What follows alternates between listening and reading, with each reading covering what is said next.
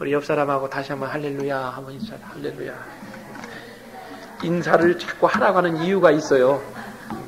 하나님께서 오늘 우리에게 주시는 말씀은 사도행전 2장 37절에서 41절 말씀입니다. 저희가 이 말을 듣고 마음에 찔려 베드로와 다른 사도들에게 물어 가로되 우리가 어찌할꼬 하거늘 베드로가 가로되 너희가 회개하여 각각 예수 그리스도의 이름으로 세례를 받고 죄사함을 얻으라. 그리하면 성령을 선물로 받으리니 이 약속은 너희와 너희 자녀와 모든 먼데 사람 곧 주 우리 하나님이 얼마든지 부르시는 자들에게 하신 것이라 하고 또 여러 말로 확증하여 권하여 가로되 너희가 이 패역한 세대에서 구원을 받으라 하니 그 말을 받은 사람들은 세례를 받음에 그 이날에 제자의 수가 3,000이나 더하더라. 아멘. 제가 말씀의 제목을 하나님의 백성의 조건이다. 여러분들이 교인을 하나의 처치 멤버로 생각하지 마시고 하나님의 백성이 되는 조건 이해를 하시면 이해가 빠를 것입니다. 우리들이 하나님의 백성이 되기 위해서 굳이 이론을 이렇게 정립하자면 우리에게 필요한 것이 무엇인가? 하나님의 백성이 되기 위한 그 조건이 무엇인가? 이 질문하고 가장 합당한 본문이 오늘 조금 전에 읽은 사도행전 2장 37절. 여러분들이 오늘 돌아가시기 전에 꼭 이 말씀을 들으시면서 하나님의 백성이 되기 위한 조건 3가지를 꼭 기억하시기를 주의 이름으로 부탁합니다. 첫째는 누가 하나님의 백성이 될 수 있느냐? 회개하는 사람이어야 될 줄로 믿습니다. 꼭 머릿속에 꼭 기억하세요. 어떤 사람이 된다고요? 회개하는 사람이 하나님의 백성이 될 수 있는 조건이 됩니다. 회개하는 사람. 사람들이 가장 가기 싫어하는 곳이 있습니다. 어딜까요? 병원입니다. 왜 그런 거 아니? 만약 내 자신이 완전 무결한 그런 건강을 가지고 있어서 전혀 흠잡을 데가 없다고 하는 이런 자신이 내 속에 있다면 언제든지 병원에 가는 것 또는 의사를 만나는 것 절대 싫어할 이유가 없습니다. 병원에 가는 것이 두려운 가기 싫은 이유가 행여나 여기가 아파서 갔는데 또 이쪽이 또는 여기가 아파서 갔는데 또 이쪽이 이런 엉뚱한 진단하는 중에 혹시나 다른 질병이 하나라도 걸릴까 그런 문제가 발견될까 사실은 두려운 마음이 있기 때문에 이 병원 갈 때에 자신만만한 태도로 갈 수가 없는 겁니다. 마찬가지로 사람들이 왜 하나님 앞에 가기를 두려워할까? 인간이 왜 하나님 앞에 서기를 꺼려할까? 사람이 왜 하나님 앞에 서기를 두려워하느냐? 첫째는 로마서 1장 28절 보면 저희가 마음에 하나님 두기를 싫어한다 그랬어요. 사람 자체가 하나님을 섬기고 하나님 앞에 서는 것을 싫어합니다. 자체가 싫어해요. 그래서 하나님 앞에 서는 것, 하나님을 예배하는 것, 하나님을 섬기는 것을 싫어합니다. 그 다음에 요한복음 3장 19절 보면 빛이 세상에 왔으되 사람들은 빛보다 어두움을 더 사랑해서 빛 앞에 나오기를 꺼려하느니라 이렇게 나와 있어요. 빛은 예수님이십니다. 하나님이십니다. 그런데 우리는 빛보다도 어두움을 더 좋아합니다.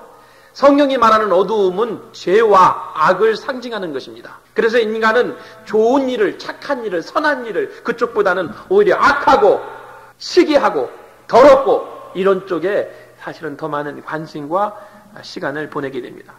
그러니까 사람들이 한마디로 왜 하나님 앞에 나서기를 두려워하느냐, 왜 겁을 내느냐, 그것은 내가 하나님 앞에서 완전한 인간이라고 생각하면, 죄 없다고 생각하면 하나님 앞에 서는 게 그렇게 두려워할 이유가 없습니다. 자신만만합니다. 그런데 여러분이 여러분 자신을 잘 알잖아요.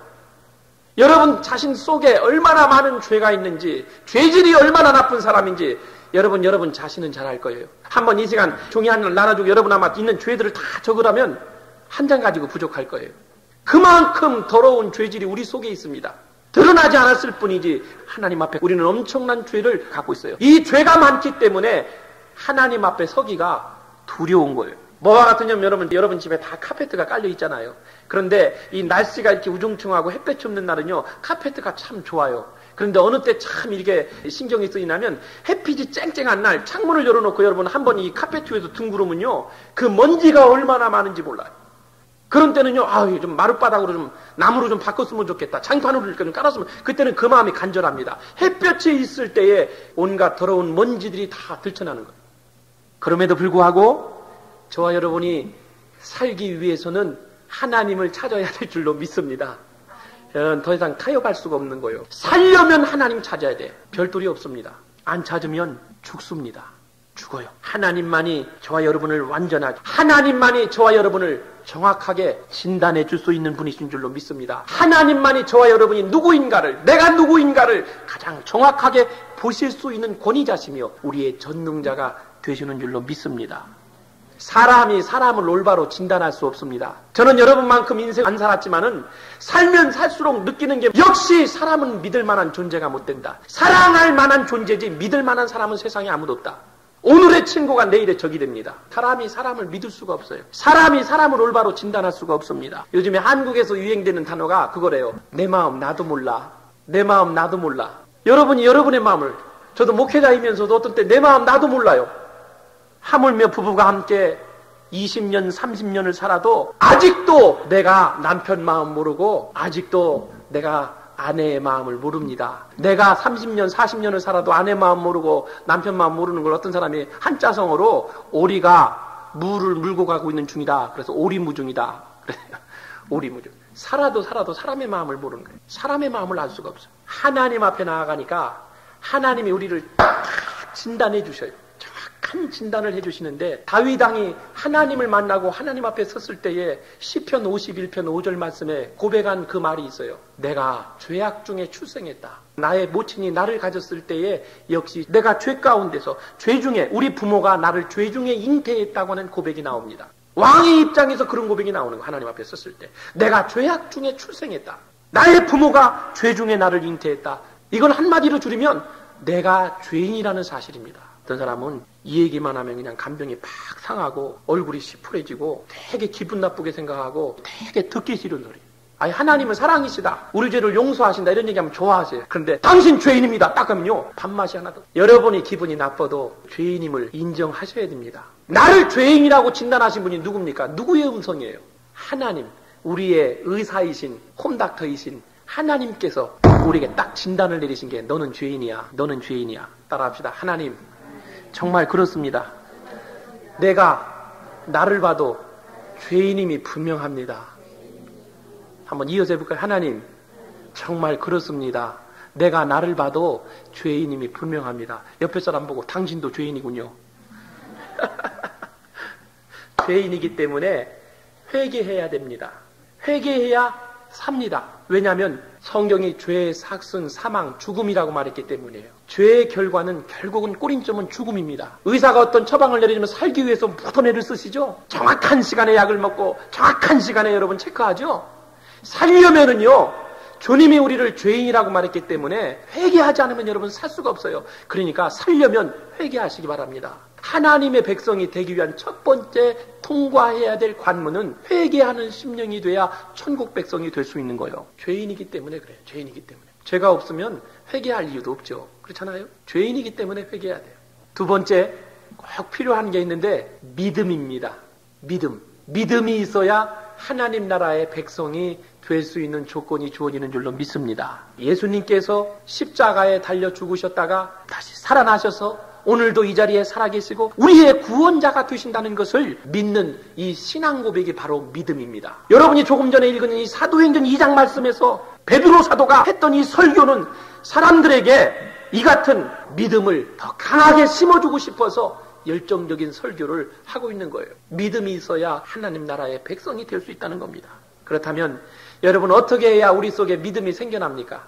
믿음이 있어야 하나님 백성이 될 수 있는데 어떻게 해야 우리 속에 믿음이 생겨날 수 있을까요?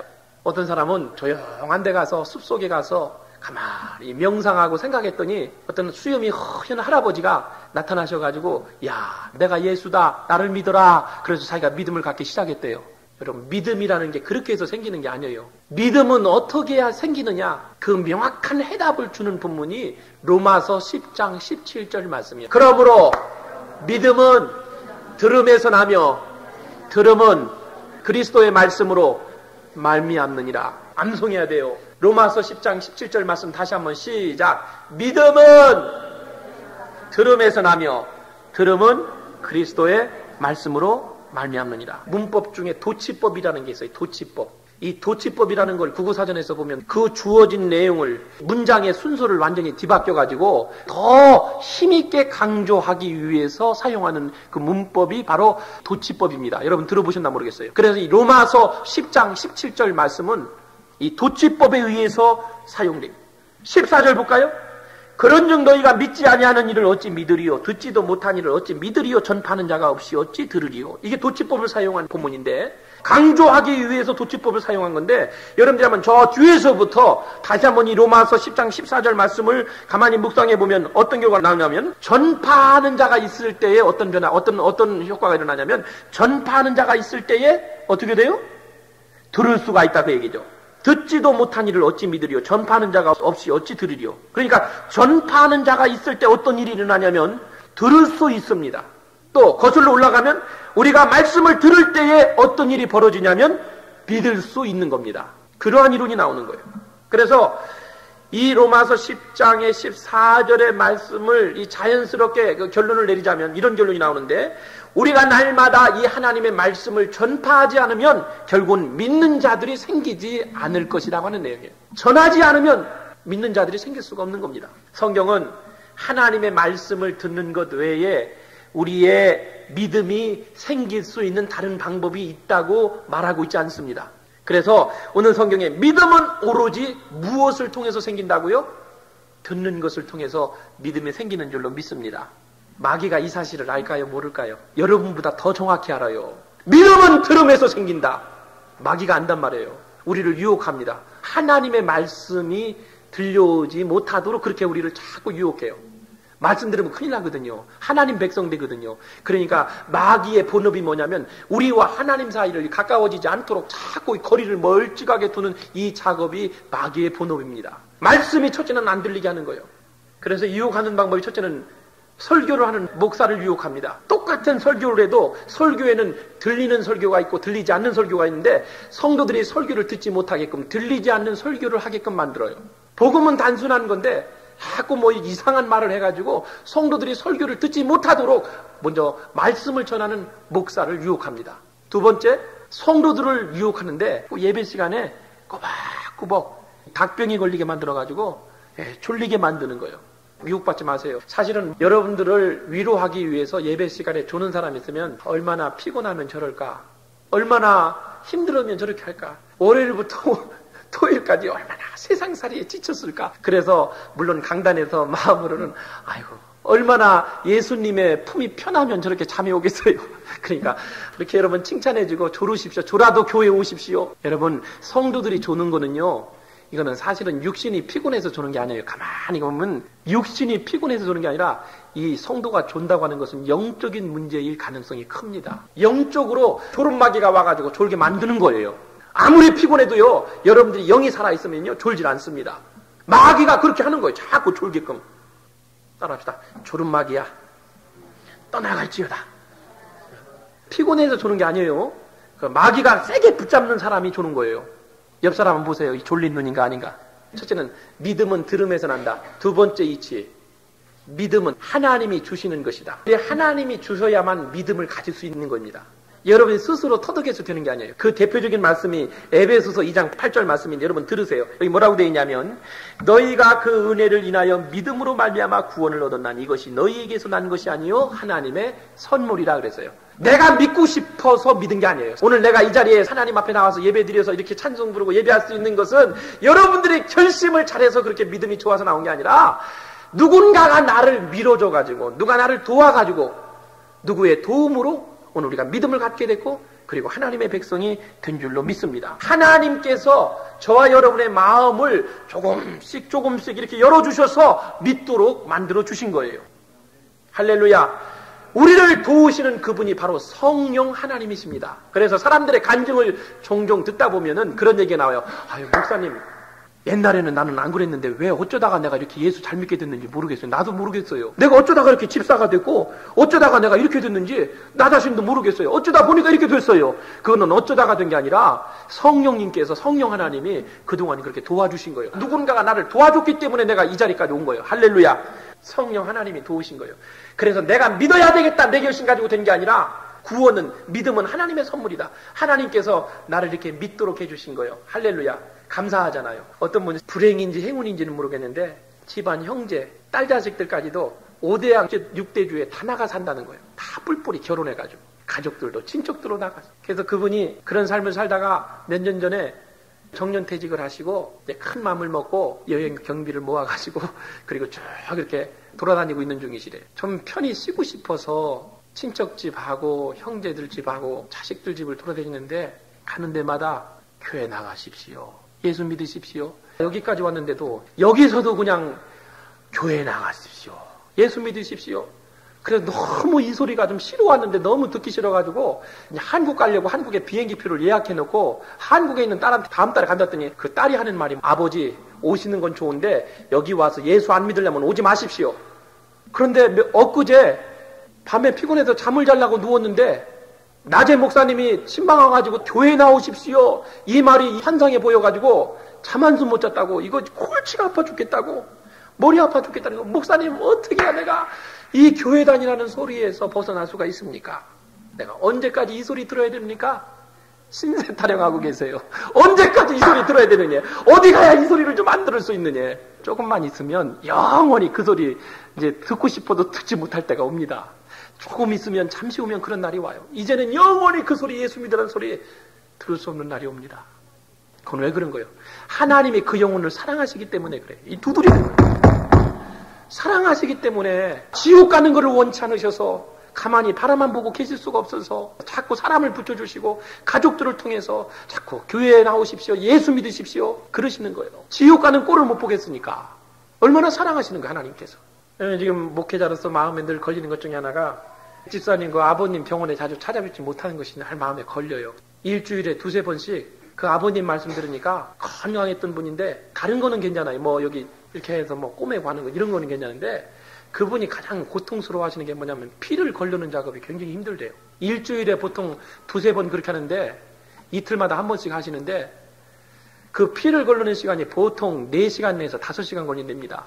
그럼 여러분 상상해 보십시오. 우리 몸속에 있는 피가 참 따뜻하고 뜨거운데 이걸 다 빼놓고 말이죠. 이걸 빼내고 찬 피가 우리 속에 들어갈 때에 이 피를 다 이렇게 걸릴 때에 그게 얼마나 전기선 만진 것처럼 짜릿짜릿하고요. 기분이 참 안 좋은 거예요. 여러분 가끔 이 자동차를 열 때에 전기가 짜릿하게 이게 뭐 정전기가 일어나잖아요. 잠깐도 그런데 이 4-5시간 동안 이 피를 걸러야만 살아갈 수 있는 이 작업을 한다는 게 이게 인간으로서는 참 고통스러운 겁니다. 그 고통이 얼마나 크겠어요. 그 피를 거르는 작업이 그렇게 해야만 생명이 유지될 수 있는 것에 대해 그렇게 안 하면 죽기 때문에 그렇게 해야만 살기 때문에 살기 위해서 애쓰시고 몸부림치시는 그 모습을 생각할 때에 참 가슴이 저려와요. 그렇다면 오늘 나는 그런 작업이 없이도 하나님이 이렇게 오늘 건강하게 걸을 수 있고 활동할 수 있는 이걸 주신 거예요. 하나님은 지금까지 우리에게 건강을 지켜주신 거 이거 사랑의 마음이 아니십니까? 또 하나님께서 그 환경을 통해서 그 역경을 통해서 하나님의 사랑을 또 느끼게 해주시는 그런 방편으로 우리에게 질병을 주시기도 합니다. 여러분 믿음은 들음에서 납니다. 그리고 믿음은 하나님이 주셔야만 가질 수 있는 것입니다. 할렐루야.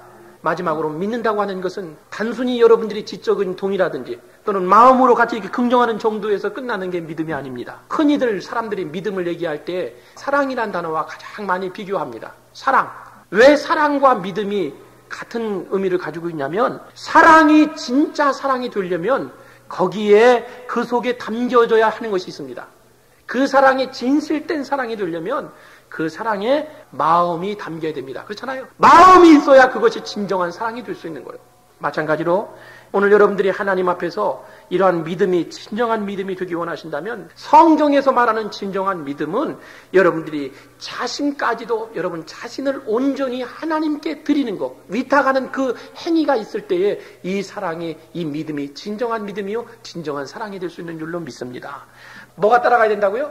마음이 따라가야 됩니다. 아, 머릿속으로 그래 예수님은 십자가에 죽으셨고 3일 만에 부활하셨어. 내가 그거 믿어. 나 의심하지 않아. 내가 동의해. 이런 정도로 끝나는 게 아니에요. 거기에 내 마음을 담아서 주님 앞에 온전히 드려야 됩니다. 이것이 따를 때 이 믿음이 진정한 믿음이라는 사실이에요. 이 마음이라고 하는 것은 자기 인격의 전부입니다. 나의 전부를 하나님께 드린다고 하는 거예요. 저는 이 말씀 보면서 오늘날 교회가 이렇게 많고 믿는 사람들이 이렇게 많음에도 불구하고 이 사회의 문제가 줄어들지 않은 것 이유는 뭐냐 하면 사람들이 예수 믿으면서 이것만 살았고 액션만 있지 마음이 따라가주지 않기 때문에, 마음이 없이 신앙생활하기 때문에 교회가 이렇게 문제가 많은 거고 믿는 사람들 사회가 계속 어둠 상태에 방치되어 있는 이유가 거기에 있는 거예요. 마음이 따라주진 않아서 그래요. 마음이 안 가니까 그 사람이 예수를 오래 믿어도 인격의 변화가 이루어질 수 없고 새로워질 수가 없는 거예요. 날마다 헌거예요. 헌거. 마음이 안 가서 그런 거예요. 마음이. 여러분들이 진정으로 신앙생활 잘 하시려면 주님 앞에 마음을 좀 들이세요. 할렐루야. 마음이 따라가야 진짜 믿음이 될 수 있다는 거예요. 첫 번째, 믿음은 들음에서 난다. 두 번째, 믿음은 내 스스로 자유로 얻어지는 게 아니라 하나님께서 주신 선물이다. 세 번째, 믿음은 지적인 동의나 긍정적인 반응을 보인다고 믿음이 아니라 진짜 사랑은 마음을 담아야 되는 것처럼 내가 온전히 하나님 앞에 내 삶을 드릴 때에, 맡길 때에 그것이 진정한 믿음이 될 수 있다. 그래서 어떻게 하여야 하나님의 백성이 될 수 있다고요? 첫 번째는 회개의 마음이 있어야, 두 번째 믿는 마음이 있어야, 마지막 세 번째에 오늘 여러분 사도행전 말씀 가만히 보면 세례와 또는 침례를 받아야 하나님의 백성이 될 수 있는 자격이 주어지는 줄로 믿습니다. 회개나 침례, 회개와 신앙의 가시적인 그 상징이 바로 세례나 침례입니다. 가시적으로 눈에 보이는 그 의식이 바로 침례나 세례라고 하는 거예요. 여러분, 아이가 출생하면 호적에 올리잖아요. 물론 안 올리고도 살 수 있어요. 근데 호적에 등록해 놓으면 어디 가든지 합법적으로 도움을 받을 수 있고 의료보험 혜택도 되고, 요즘에 한국의 신문에 보니까 한국의 대학가에서 뭐 결혼식을 올리지 않고 동거하는 대학생들이 많대요. 돈 아끼기 위해서. 그래도 가능하대 그것이. 그런 사고가 자꾸 들어옵니다. 그런데 물론 결혼하지 않고 살아도 부부고 결혼식을 해도 부부지만, 그러나 기왕이면 결혼식을 올리고 살면 떳떳하고 당당합니다. 그렇잖아요, 여러분. 결혼식을 올리든 안 올리든 본인 마음이에요. 또 합법적으로 부부입니다. 부부의 삶을 살아요. 그런 의미를 가지고 있어요. 그런데 결혼식을 하면 정식으로 부부가 되는 거예요. 마찬가지로 예수 믿는 사람이 침례나 세례를 안 받아도 물론 하나님 백성 구원받을 수 있어요. 그러나 성경에 너희가 사람들 앞에서 나를 시인하면 나도 너희를 시인하리라. 사람들 앞에서 너희가 나를 시인하면, 이 시인하는 작업의 그 표시가 세례요 침례입니다. 물론 두 가지 다 같은 의미를 가지면 엄밀히 말하면 달라요. 세례는 뭐냐 하면, 여러분들 중에서도 세례 받으신 분들이 있는데, 세례를, 담임 목회자가 세례를 줄 때 세례의 의미는 뭐냐면 물로서 이렇게 찍어주잖아요.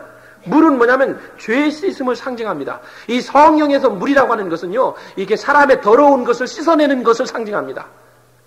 그러니까 내가 세례를 받았다, 그건 뭐냐면 예수 그리스도의 보혈로, 그것은 내 모든 죄를 씻음받는 거, 사함받는 거, 그것을 상징하기 때문에 이 세례의 의식은 그렇게. 침례의 의미는 뭐냐 하면 내가 완전히 물속에 완전히 잠기잖아요. 완전히 사람이 물속에 잠궈놨다가 다시 끌어냅니다. 그건 뭐냐면 이 물속에 잠기는 것은 죽음을 상징하는 거예요.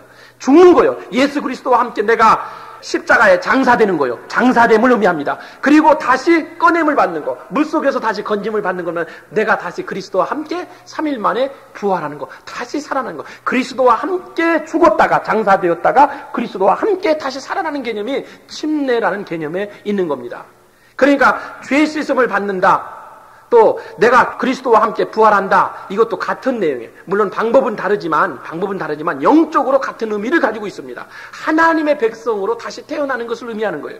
하나님의 백성이 되기 위한 조건 중에 첫 번째, 회개하는 마음이 있을 때 이것이 가능하고, 두 번째, 믿음이 있어야 이것이 가능하고, 세 번째, 침례나 세례 의식이 있을 때 이것으로 나의 믿음을 표현하는 거기 때문에, 하나님 앞에서의 나타나는 의식이기 때문에 그것으로 내 신앙이 고백. 너희가 성경에 로마서 10장에 말씀, 입으로 시인하고 마음으로 믿으면 의에 이른다. 그래서 우리가 신앙생활 내 혼자 하는 것도 중요하지만 사람들 앞에서나 하나님 앞에서 내가 드러내놓고 또는 내가 인정해 주는 것, 이것을 하나님이 우리에게 원하시는 줄로 믿습니다. 할렐루야. 그래서 우리가 조금 때로는 창피한 감도 있지만은, 무겁기도 하지만 성경책을 딱 우리가 이렇게 들고 다니는 이유가, 물론 성경을 갖고 다니지 않아도 내가 예수 믿죠. 그러나 성경을 딱 갖고 다니면 그래도 내가 이렇게 하나님을 믿는 백성입니다, 내가 그리스도인입니다 하는 이 증명이 확실하게 자기에게 그 소속이 분명해지고 확신이 차잖아요. 성경을 가지고 다닐 때 하고 안 다닐 때 하고. 그러니까 여러분, 가능한 한 아직까지 침례나 세례를 받지 않으신 분들이 있으면 그것을 이 속에 있는 마음을 호적에 좀 올리셔서 등록하시고, 그 믿음의 의식의 표현으로 상징으로 한번 그리스도 앞에서 하나님 앞에서 침례와 세례를 받으시기를 바랍니다. 그게 중요해요. 오늘 이 세 가지를 잘 명심하셔서 하나님의 백성으로서 전혀 결함이 없는 그러한 완전한 신실한 주의 백성들이 되시기를 주의 이름으로 축원합니다. 우리 1, 2분 동안만 반주에 맞추어서 하나님 혹시 내게 부족한 것이 있습니까? 하나님의 백성이 되기 위해서 회개하는 마음 또는 믿는 마음 또 아직까지 침례나 세례를 받지 못한 것 받을 수 있는 기회 주시고 또 주님의 하늘 생명책에 기록되어지는 그러한 백성들이 되게 해주십시오. 그리고 회개할 마음을 주십시오. 우리 한 1, 2분 동안 같이 통성으로 기도하십시다. 고마우신 하나님, 오늘 우리에게 귀한 말씀을 주신 것을 감사합니다. 하나님의 백성이 되기를 원합니다. 이것은 내가 결심해서 되는 것이 아니고 하나님의 선물로 주어진 것이고 우리를 얼마나 사랑하시기 때문에 우리에게 이런 믿음을 주셨습니까? 우리를 구별해 주셨습니까? 하나님 감사합니다. 오늘도 주님 앞에 날마다 감사한 마음 가지고 신앙생활하게 해주시고 아버지 특별히 우리 속에 회개하는 마음이 있을 때에 주의 백성이 될 수 있습니다. 우리는 죄인입니다. 죄 가운데 출생했습니다. 이 죄 문제를 해결하기 위해서는 우리가 하나님 앞에 나는 죄인입니다 하는 아버지 회개하는 심령이 있을 때에 하나님의 백성이 될 수 있습니다. 우리가 좀 거북하더라도 죄인임을 인정할 수 있는 그런 믿음을 주시고 또 하나님의 말씀으로 날마다 들으면서 우리의 믿음이 성장하게 해주시고 그리고 침례와 세례 의식을 통해서 거룩한 하나님의 백성이 되어지게 주님 인도해 주시옵시며 참으로 우리 마음으로 주님을 사랑하고 마음으로 주님을 믿을 수 있는 귀한 백성들 다 되게 해 주시옵소서. 우리의 부족한 것을 깨닫게 하시고 그래서 온전한 믿음을 소유해서 하나님의 백성으로 부끄러움 당하지 않도록 하나님께서 축복해 주시옵소서. 주님 고마우신 하나님, 저희들이 무엇이 간데 이토록 사랑해 주셔서 하나님을 믿을 수 있는 마음을 주신 겁니까? 오늘 우리에게 믿음 주심을 감사합니다. 구원받은 백성들입니다. 무의미하게 이 세상을 살아가지 않게 하시고 전파하는 자가 없을 때 듣는 자들도 없습니다. 우리들도 주의 사랑을 받은 백성들이오니 하나님은 모든 백성이 구원받기를 원하시는 줄로 믿사오니 받은 그 사랑과 이 확신을 우리만 간직하고 있을 것이 아니라 때를 얻든지 못 얻든지 복음을 증거하고 복음을 나타내고 복음을 사랑하고 하나님의 말씀에 귀를 기울임으로 우리의 믿음이 성장해 갈 수 있도록 주님 도와주시옵소서. 그리고 할 수만 있으면 세례와 침례의식에 동참하게 해주셔서 하나님의 백성으로 등록되어지는 그러한 아버지 절차를 밟게 해 주시옵소서.